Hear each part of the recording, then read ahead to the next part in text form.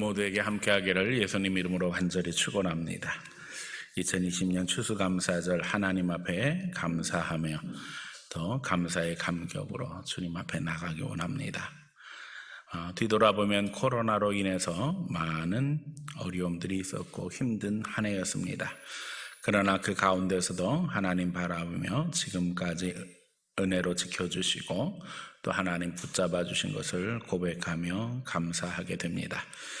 많은 도전이 있었기에 감사의 제목들이 많이 생기게 되었음을 발견합니다. 그동안 당연하게 받아들였던 모든 것들이 감사의 제목임을 알게 되었고 또 감사하지 못한 것에 대해 회개할 기회도 하나님께서 주셨습니다. 더욱이 위기 속에서 도우심과 함께 우리의 경쟁력이 강화되게 해주셨고 더욱 분명하게 참으로 하나님 앞에 우리 마음을 세울 수 있는 기회를 얻게 되었습니다. 오늘은 감사 속의 신앙의 정통을 확인하며 사명을 확인하는 시간입니다. 우리의 전통을 따라 청교도들의 감격이 우리의 감격이 되기를 소원하면서 오늘 말씀 증거하려고 합니다. 이 말씀 증거할 때 주님 은혜가 우리 모두에게 함께하기를 예수님 이름으로 간절히 축원합니다. 첫 번째는 그의 인자하심에 감사하자. 코로나의 원인을 우리가 분석합니다. 그동안 인간이 지은 죄와 함께 연약함을 깨닫게 하시는 사건이 되었습니다. 인간들의 과도한 욕심이 무분별한 개발을 하게 되었고 자연 파괴로 이어지면서 여러 가지 부작용이 나타났는데 그 중에 하나가 코로나 사태다. 지금 현재 이렇게 결론을 내리고 있지요. 더욱이 바벨탑을 쌓듯이 세계를 통합하고 인간의 이름을 높이려고 하는 인간의 시도들이 무산되는 것을 우리는 목격하고 있습니다. 코로나 사태는 문제가 더 심각해지기 전에 하나님께서 주신 경고라고 믿습니다. 여행 금지, 또 여행 자제를 통해 인간의 바벨탑에 대한 환상이 깨질 수뿐이 없게 되었습니다. 세계가 네트워크가 되어지고 하나가 되는 시점에서 하나님이 우리에게 강력하게 경고하셨지요. 하나님 없이 하나가 된다고 하는 것은 결국 사단의 나라, 마귀 나라를 만들 수뿐이 없다는 것입니다. 수많은 통제와 대책 속에서도 우리는 다시 한번 신앙의 중요성을 깨닫게 되었습니다. 우리는 위기 속에서 존재하시는 하나님의 인자하심을 깨달으며 우리가 우리 자신을 낮추고 맡겨주신 것들에 충성하며 새로운 미래를 준비해야 되겠다 하는 각오를 새롭게 합니다. 특별히 저는 청교도들의 역사와 함께 우리 한국 근대사를 생각하며 하나님의 인자하심을 고백할 수뿐이 없습니다. 이 땅에 복음이 들어오게 된 것은 우리가 아는 것처럼 가장 어려운 시기였습니다. 더더욱 그 어려운 시기를 거치면서 하나님은 교회가 민족 역사의 중심에 서게 해주셨습니다. 더 기적적으로 영적으로 업적을 이루게 하셨을 뿐만 아니라 북한의 위협 속에서도 평화를 누리며 번영된 국가를 이루게 하신 것은 전적으로 하나님의 은혜입니다. 특별히 칼빈과 청교도들을 통해 흐르는 이 청교도 신앙 역사 속에서 모든 것이 그냥 된 것이 아니라는 것을 다시 한번 깨닫게 되어집니다.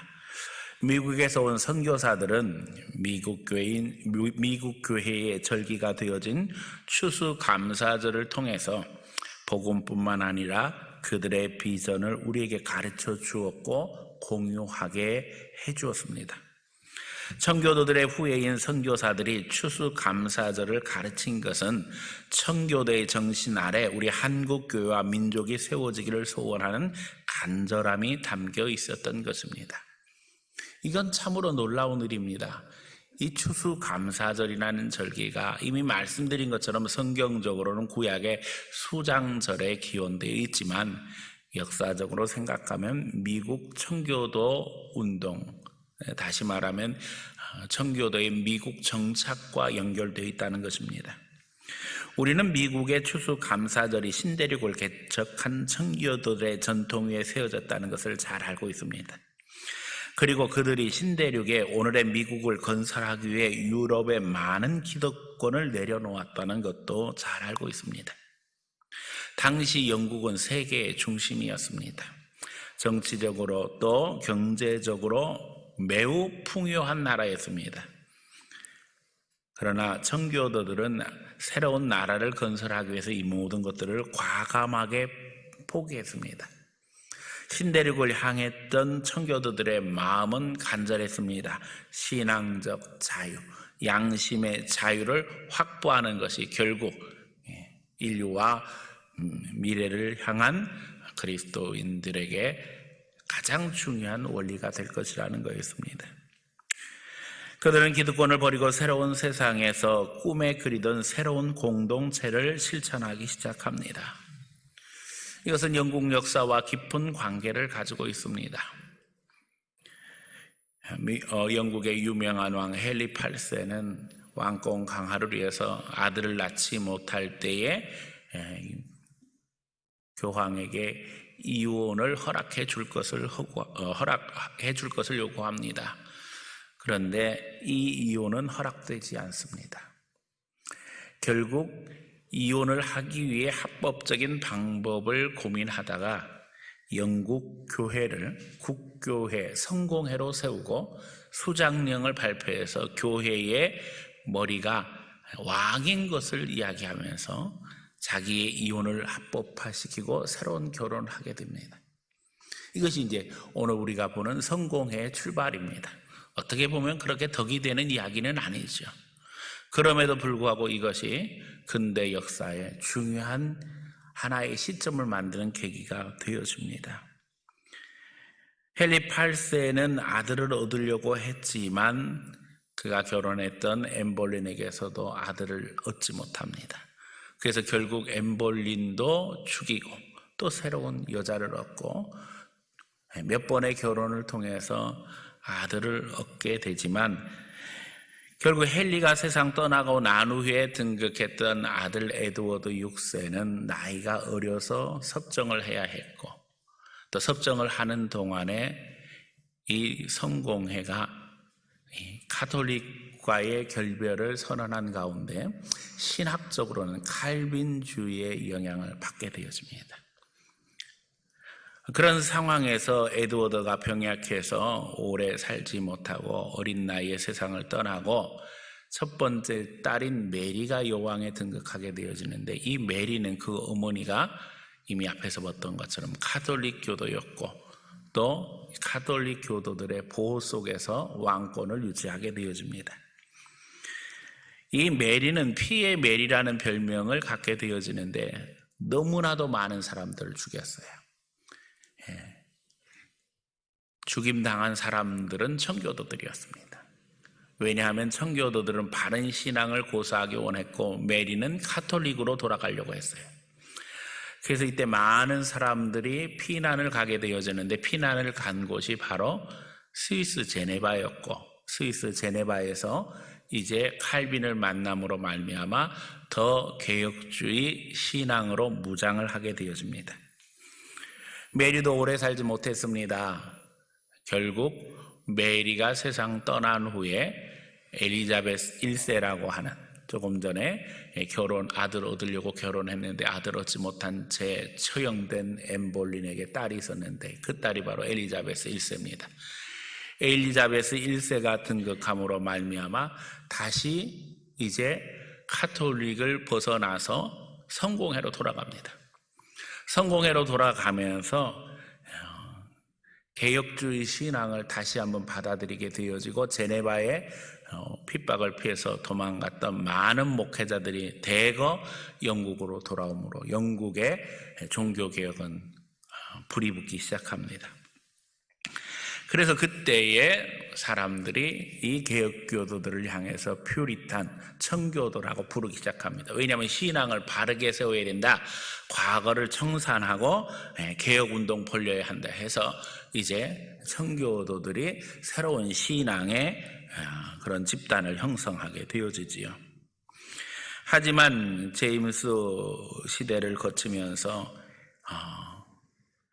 많은 갈등이 벌어지게 되어집니다. 청교도들이 의회를 장악해서 청교도 혁명, 명예혁명을 일으킴으로 말미암아 왕정의 위기가 오고 또 공화정이 이루어지고 하는 가운데 영국은 정치적인 대격변의 시대를 맞게 되어집니다. 그런 과정에서 핍박도 끊이지 않았고 더더욱 이런 갈등 속에서 영국을 개혁하는 것이 현실적으로는 어렵다는 생각을 하는 이들이 분리를 선포하게 됩니다. 이게 분리주의자입니다. 그래서 영국에서는 소망이 없다. 새로운 땅을 향해 가자.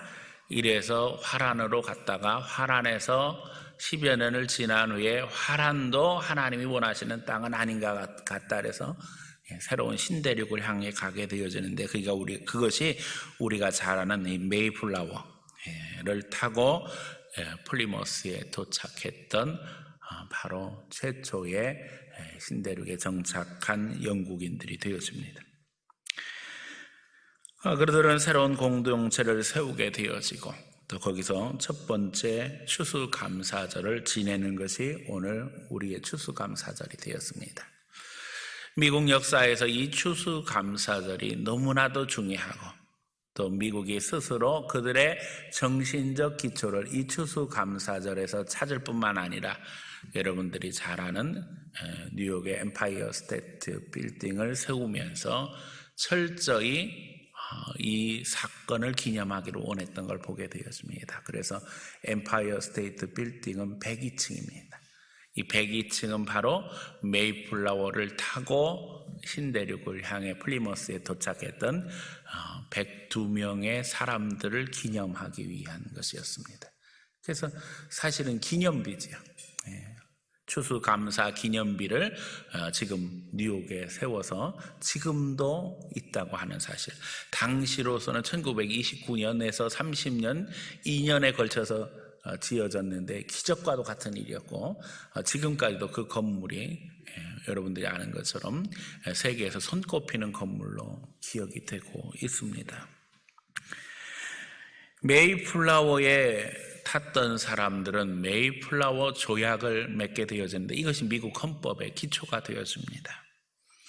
그 후에 분리파뿐만 아니라 국교도 안에 있던 청교도들도 신대륙에 도착하게 되는데 윈스럽이라는 사람을 리더로 해서 처음에는 700명이 1930년에 도착을 했고 그 후에는 2만 명까지 확대가 되어져서 정착하게 됩니다. 그런데 이들의 마음도 다 똑같습니다.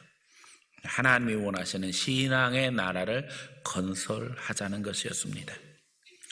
그들의 비전이 우리에게 중요한 것은 그 전통 위에 한국 장로교회가 세워져 있기 때문입니다. 이들이 가졌던 비전은 칼빈의 제네바와 같은 신앙과 정치가 하나가 되는 정치 시스템, 하나님이 다스리는 나라를 세운다는 거였습니다. 교회의 지체인 시민이 중심이 되는 민주주의를 꿈꿨으며 참정권의 핵심은 성경에 의지하고 성령으로 거듭난 자가 정치를 하는 것을 원칙으로 삼았다는 겁니다. 이게 민주주의의 기초입니다. 그래서 우리가 모든 사람들을 존중할 수 있는 이유는, 그리고 한 표 한 표를 귀히 여기는 이유는 한 사람 한 사람이 하나님의 형상과 모양으로 만든 영적 존재이기 때문에 가능하다는 것이고, 또 서로의 마음속에 성령이 역사하시는 것을 인정하기 때문에 우리가 비로소 민주주의의 시작이 가능했다는 거지요. 선교척이 한국에 온 선교사들은 대한제국 시절, 그래서 황실 선교와 함께 이 땅의 지도자들을 세우는데 주력했습니다. 결국 리더들이 하나님 중심으로 재편되지 아니하면 이 민족에게는 소망이 없다는 사실을 선교사들은 인식하고 미국과 같이 하나님 중심의 나라로 이 땅에 새로운 역사가 있기를 간절히 소원했던 것입니다. 하지만 일본의 국권 찬탈과 함께 교회는 핍박의 대상이 되었고 하나님이 원하시는 나라의 꿈은 요원하게 되는 비극적 현실을 맞이하는 상황에 이르게 되어집니다. 왜 교회가 핍박의 중심에 서게 되었는가? 이유는 간단합니다.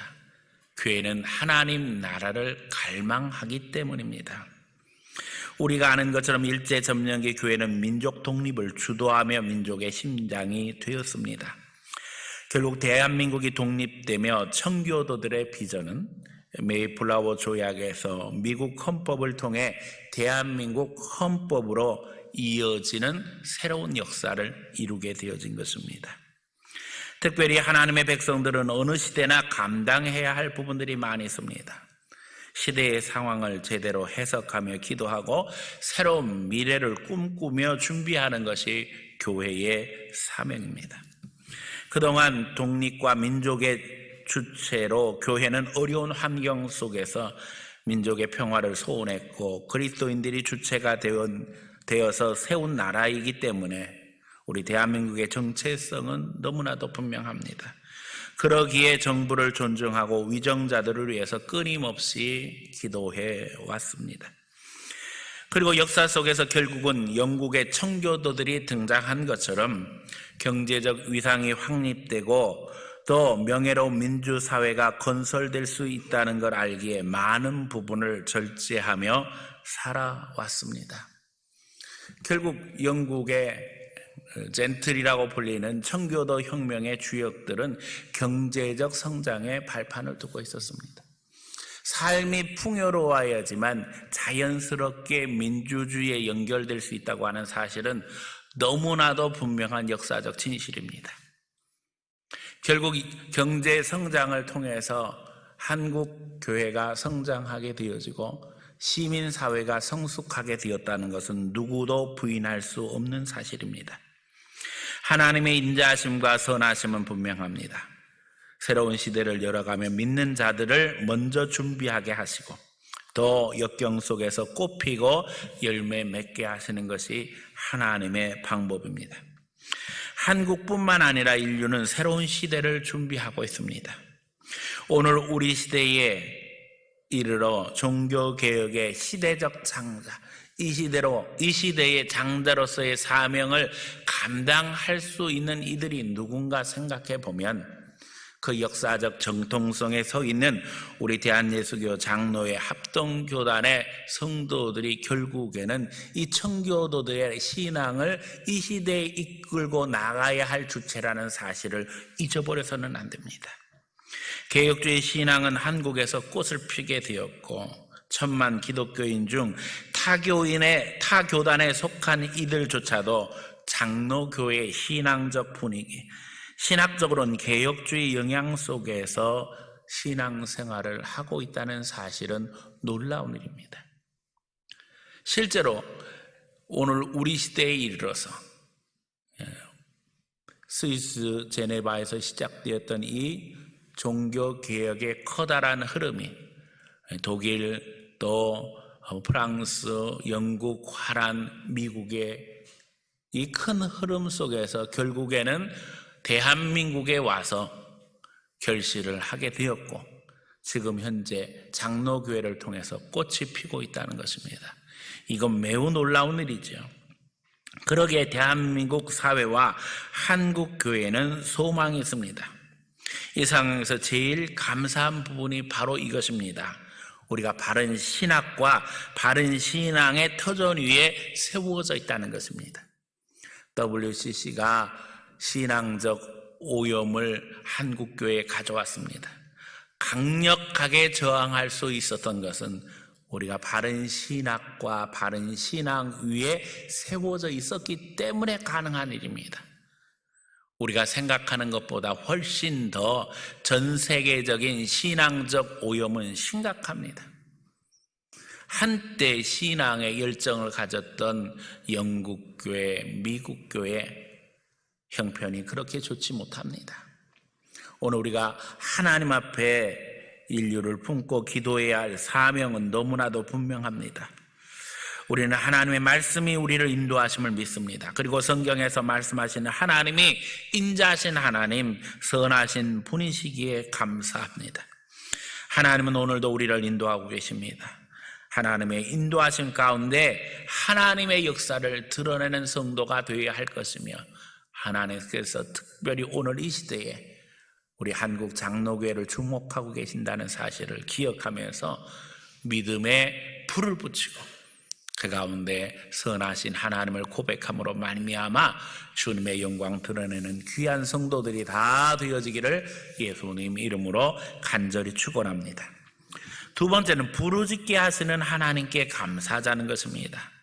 올 한 해 많은 어려움이 있었습니다. 그럼에도 하나님은 응답하셨습니다.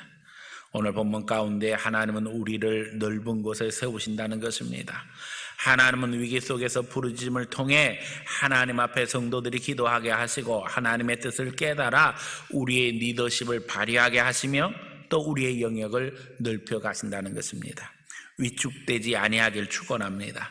하나님은 우리의 역량이 강화되기를 원하십니다. 훈련되고 연단되어 믿음의 역사를 이루게 하시는 것이 하나님의 뜻입니다. 청교도들이 새로운 사회를 건설하기 위해서 신대륙에 모든 것을 포기하고 도착했고, 실제로 그들은 신앙적 사회를 건설하기 위해서 애쓰고 노력하게 되어집니다. 그런데 위기가 찾아오기 시작했습니다. 가장 큰 위기는 자녀 교육의 문제였습니다. 불과 30년 만에 신대륙에 도착한 열정은 사라지고 신앙은 위기를 맞이하게 됩니다. 모든 것을 포기하고 새로운 나라를 향해서 왔던 부모들의 간절한 열망이 자녀들에게 그대로 이어져야 하는데 현실은 그렇지 못했다는 것입니다. 청교도들은 이제 신앙 공동체를 세우면서 개인적 중생과 또 고백을 매우 중요하게 생각했습니다. 거듭남이 있어야지만 교회에 입교할 수 있었다는 겁니다. 우리가 아는 것처럼 장로교의 전통은 부모가 예수를 믿게 되어지면 태어나면 유아 세례를 받게 되어집니다. 유아 세례는 자기의 신앙으로 받는 것이 아니라 부모의 신앙으로 받는 것이지요. 부모가 이 자녀들을 하나님의 언약 백성으로 키우면서 바른 신앙 지도를 해서 예수님을 만나서 하나님을 구주로 고백하도록 하겠다는 각오를 갖고 이제 언약 예식 세례에 참여하게 되어집니다. 그래서 이 아이들이 자라서 신앙 공동체의 일원이 되게 하려면 반드시 입교 예식을 하게 되어지는데, 입교 예식을 하려면 장로교의 전통은 분명한 신앙 고백이 있어야 한다는 것입니다. 그래서 본인이 예수님을 만난 감격이 있는가를 이야기하고 그것이 인정되어야지만 입교할 수 있다는 거예요. 그러나 이런 과정을 통해서 하나님의 백성으로 인정받을 만한 청년들은 교회 안에서 점점 줄어들기 시작했다는 거예요. 심지어는 교회 중직자들의 자녀들이 교회를 떠나는 일들이 벌어지고 세상의 문화는 점점 타락하기 시작했습니다. 또 경제적 성장도 이전 같지 않았던 것이, 처음 초기에는 많은 땅을 가지고 경작할 수 있었지만 많은 사람들이 들어오면서 농사를 지을 수 있는 땅은 점점 줄어들게 되었습니다. 결혼이 늦어지는 일이 벌어졌습니다. 요즘 우리 현상과 비슷한 일들이 지속되는 겁니다. 왜냐하면 경제적으로 자립하기가 힘드니까 결혼도 늦어지게 되어지고 당연히 사회적 기회들이 줄어드는 상황이 되었습니다. 오늘 한국교회와 같은 위기가 미국 정착 초기에도 있었다는 것입니다. 그러기에 지금 한국 사회는 아직도 완성되지 않은 사회입니다. 이 과정을 다 겪어야지만 결국에는 하나님이 원하시는 나라로 한 걸음씩 더 가까이 나갈 수 있다는 겁니다. 이때 미국의 대각성 운동, 회개 운동이 일어나게 되어집니다. 뉴저지의 헤오로도스 프렐랑쿠이젠 목사, 보스턴의 길버트 테넨트, 코네티컷의 조나단 에드워드, 조지아주의 휘필드, 이런 영적 거장들이 등장하게 되었습니다. 이분들은 거의 천재와도 같은 학자들이었어요. 학자일 뿐만 아니라 목회자들이었어요. 당시 미국의 신학 교육은 유럽에 의존해 있었고 유럽에 가서 유학을 하고 공부를 해서 미국에 와서 목회를 하는 상황이었는데 이런 분들은 헬라어 또 히브리어, 라틴어에 능통했을 뿐만 아니라 하루에 독서 시간이 10시간 된다고 할 정도로 많은 공부를 하고 있는 대학자들이었고 사실은 오늘의 유명 대학들을 다 이런 분들이 세우고 또 그 당시 학생들을 가르쳤던 분들입니다. 장로교의 한계가 이 부분에서 드러났습니다. 지식적인 교회, 다시 말하면 엘리트들이 아니면 신앙생활을 도무지 따라갈 수가 없었다는 거예요. 목회자들은 당연히 많은 공부를 하는 것이 기본이었고 성도들도 지적 수준이 충족되지 아니하면 설교를 이해하기가 힘든 상황이었어요. 그러니까 당연히 젊은이들이 교회 안에 정착하기가 힘들었고 또 지적 수준이 되지 아니하면 하나님의 말씀을 제대로 이해하지 못했다는 겁니다. 그런데 이게 신앙 초기에 가능했던 이유는 영국에서 모든 기득권들을 포기하고 새로운 대륙을 향해서 떠날 수 있는 사람들은 웬만한 지적 수준이 되지 아니하면 이런 결단을 할 수가 없었다는 거예요. 그러니까 지식적으로 미래에 대한 확신이 있고 또 신앙적인 열망이 있는 사람만 새 대륙을 향해서 도전할 수 있었다는 거죠. 그러나 자녀들이 그럴 수 있는가는 또 다른 문제였어요. 결국 하나님 앞에 기도하기 시작합니다. 이 문제를 어떻게 해야 할 것인가? 놀라운 것은요, 당시까지 미국은 국가로서의 어떤 통합이라는 개념이 없었고 여기저기 흩어져 사는 상황이었는데 하나님께서 앞에서 이야기했던 훌륭한 하나님의 종들에게 강력한 성령의 임재를 통해서 기도하게 하십니다. 특별히 회개운동이 일어나게 하셨어요. 말씀을 증거할 때 눈물을 뿌려서 자녀들을 위해서 기도하게 되어지고 하나님 앞에 자녀들의 미래를 위해서 기도하면서 또 그 자녀들이 감동을 받게 되어지고 함께 기도하는 가운데 대각성 운동이 일어나게 되어집니다. 이 대각성 운동이 결국에는 미국 독립운동의 기초가 되어집니다. 미국은 하나라는 것. 후에는 결국 영국에서만 이주자들이 온 것이 아니라 이민자들이 온 것이 아니라 유럽 전체에서 이민자들이 밀려오게 되어지고 영국뿐만 아니라 독일, 화란, 프랑스, 이태리 여러 나라에서 이민자들이 몰려오게 되어지는데 결국에는 대부흥운동을 통해서 함께 기도하게 되어지고 또 이 부흥 집회를 통해서 많은 사람들이 몰려다니게 되어지고 은혜 받게 되어지면서 미국은 새로운 역사가 일어나기 시작합니다.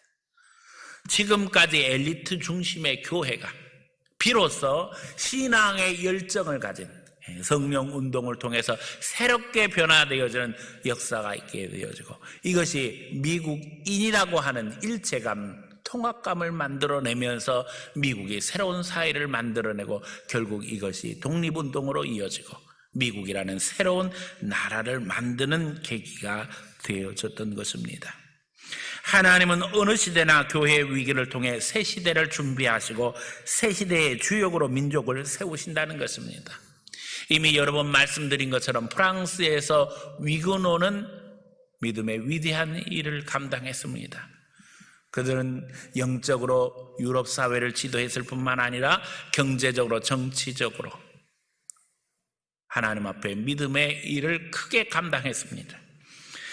독일에서 종교개혁이 독일의 민족주의, 신앙의 발판 속에서 민족을 하나로 이끄는 힘이 되었고 그것은 영국 청교도 운동에서도 마찬가지였습니다. 그리고 미국을 하나로 만든 것도 결국 부흥운동이었다는 겁니다. 오늘 한국교회가 그리고 대한민국의 독립이 바로 이 신앙운동 속에 세워졌다고 하는 사실을 잊어버려서는 안 됩니다. 기도의 사람들, 하나님의 나라가 세워지기를 갈망하는 간절한 마음들이 한국의 독립을 지원했고 그 가운데 비로소 대한민국이 탄생했다고 하는 사실을 잊어버려서는 안 됩니다. 하나님은 위기 속에서 기도하게 하시고 오늘도 그리스도인들이 역사를 이끌어 하나님의 영광을 드러내게 하십니다. 세 번째, 우리의 편이 되신 하나님께 감사하자는 것입니다. 우리는 하나님과 언약 관계에 있습니다. 예수 그리스도의 보혈로 구원의 자리에 서게 되었으며 하나님의 양자로 특별한 은혜를 누리고 있습니다. 우리는 하나님의 자녀 될 만한 자격이 없습니다. 그러나 예수님의 보혈로 핏값으로 우리를 사셔서 하나님을 아버지로 부르게 하셨습니다. 그러기에 우리를 누가 대적한다고 해도 우리는 두려워할 필요가 없습니다. 우리가 하나님 앞에 우리의 사명을 붙잡고 기도하며 믿음으로 나아간다면 성령님이 우리를 도와주시며 동행하시며 주님의 능력을 증거하게 하시는 것입니다. 하나님과 우리가 한편이 되었다는 것은 동맹관계, 언약관계라는 것을 잘 기억하며 하나님의 능력을 행사하는 성도들 되시기를 축원합니다. 청교도들의 첫 추수감사절 생각하면 감사한 것도 많이 있었지만 사실은 그들은 너무나도 두렵고 떨렸습니다. 102명으로 출발한 이들이 이미 1년을 겪으면서 50명 이상이 죽었습니다. 항해 위협과 함께 겨울을 지나며 많은 사람들이 동사하기도 했고 어린 자녀들은 짐승의 밥이 되고 말았습니다. 그런 가운데 하나님 앞에 추수감사절을 드립니다. 그 안타까운 마음을 어떻게 표현할 수 있겠습니까? 그러나 그 신앙이 오늘 선교사들을 통해서 우리에게 전해지면서 어렵고 힘든 나라에서 우리 한국 백성들이 하나님을 바라보게 하는 신앙의 이유가 되었고 위기가 오고 어려움이 오지만 하나님이 책임져 주신다는 확고한 신앙을 선교사들이 우리에게 가르쳤던 것입니다.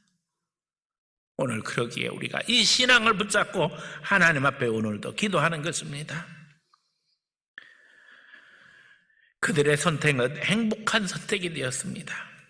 오늘 미국과 그리고 한국으로 이어지며 또 이제 우리의 복음 전도를 통해서 하나님 앞에 돌아온 전 세계 많은 그리스도인들이 이 시대에도 하나님의 살아계심을 증거하고 있습니다. 우리는 지금도 청교도의 전통 속에 하나님의 나라가 이 땅에 임하기를 기도하고 있습니다.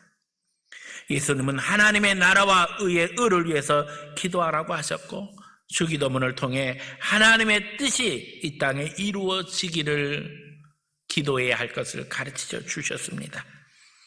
칼빈에서 청교도들을 통해 한국으로 이어지는 우리의 전통은 너무나도 귀한 것입니다.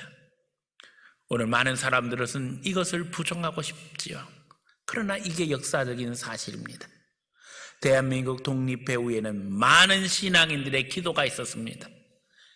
미국 교회는 한국의 독립을 위해서 눈물뿌리 함께 기도했고 선교사들은 이 어려운 땅에 와서 복음을 증거하면서 이 땅에 하나님의 나라가 임하기를 기도했던 것을 우리는 잊어버리지 말아야 할 것입니다.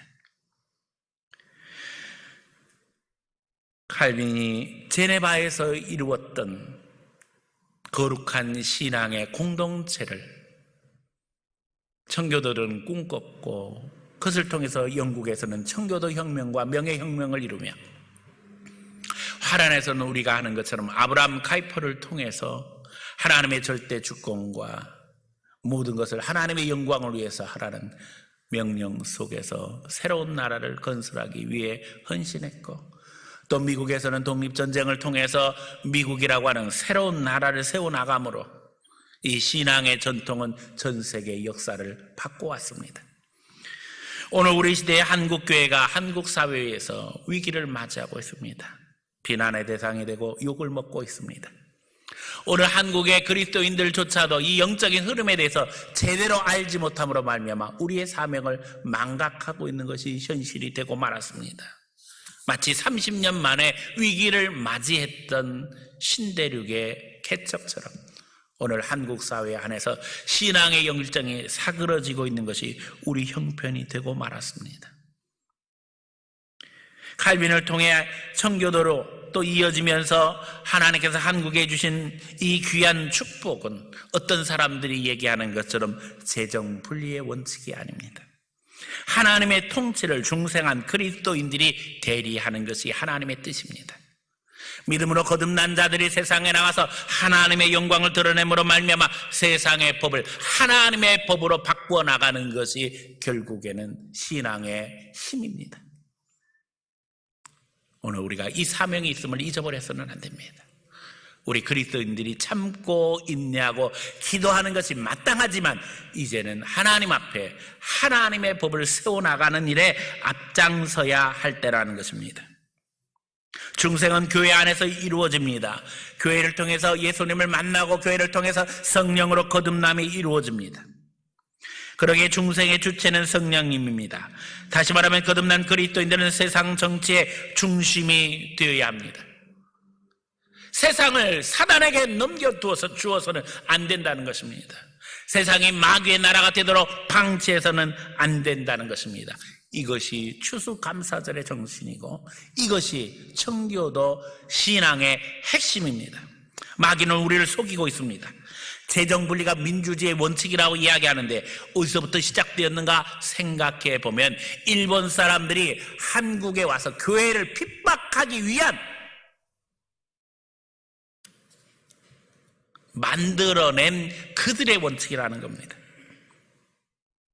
현대 민주주의는 우리가 아는 것처럼 교회에서 시작되었습니다. 거룩한 하나님 나라의 꿈이 있었기 때문에 민주주의는 제네바를 거쳐서 우리가 아는 것처럼 영국으로, 화란으로, 미국으로 이어졌고 이제 대한민국 헌법 속에 자리 잡게 된 것입니다. 그래서 이승만 대통령은 기도로 대한민국의 역사를 시작하기 원했고 희년 정신을 통해서 식민지의 역사를 단절하고 새로운 나라를 열었던 것입니다. 그래서 저는 고백합니다. 하나님이 우리의 편이 되실 것이다. 이 추수감사절 청교도들의 신앙 속에 우리의 신앙 전통을 점검할 수 있는 기회가 되기를 원합니다. 어려움과 위기를 이기고 새로운 나라를 갈망했던 그들의 감사가 결국에는 열매를 맺어 세계에서 가장 강력한 나라를 만들었던 것처럼 오늘 우리 대한민국이 신앙의 터전 위에서 하나님의 축복을 누리며 이제는 하나님의 영광을 드러내는 거룩한 나라로 세워지기를 원합니다. 이 나라가 마귀의 나라가 되도록 우리 그리스도인들이 방치해서는 안 된다는 것입니다. 하나님이 우리 편이 되셔서 대한민국을 지켜주시는 이유를 다시 한번 되새기면서 감사하며 그리스도인으로 이 시대 하나님의 소망이 이 땅에서 이루어지기를 우리는 계속 기도하며 실천해야 될 것입니다. 그러므로 청교도들의 신앙이 추수감사절의 역사를 통해서 오늘도 우리 속에 지금 계속되고 있다는 사실을 기억하면서 올 한 해 추수뿐만 아니라 이것을 증거로 하나님 앞에 고백하며 감사의 열매를 계속 맺어나감으로 이 땅에 그리스도의 사랑이, 그리스도의 정의가 충만하게 되어지기를 예수님 이름으로 간절히 축원합니다. 사랑 많은 주님 감사합니다.